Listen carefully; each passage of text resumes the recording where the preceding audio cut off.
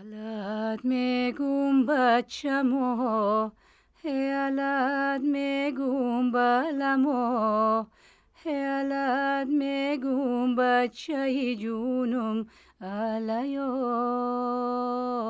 علایه علایه.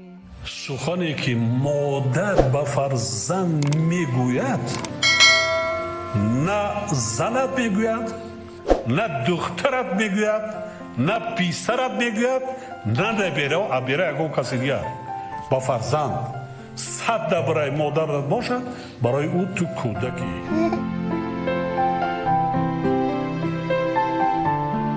مادر چه سخنی مقدس است، فرشته است در روی زمین.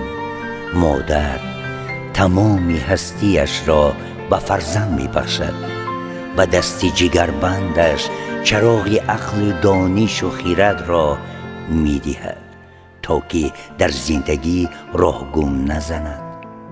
آره، خیلی انسانی خوشبختم که تا حال مادرم در کنار من است و تا حال سر به زانویش می گذارم و از بودنش لذت می برم و به چشمانی پر از مهرش می نگرم و می گویم به زانو پیش پایت افتیدنم کم، سرم را بر زمین پیشت کنم خم.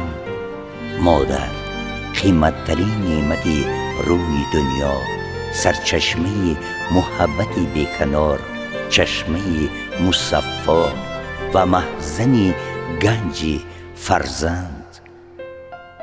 قیمتترین شخصی بشریت است، محض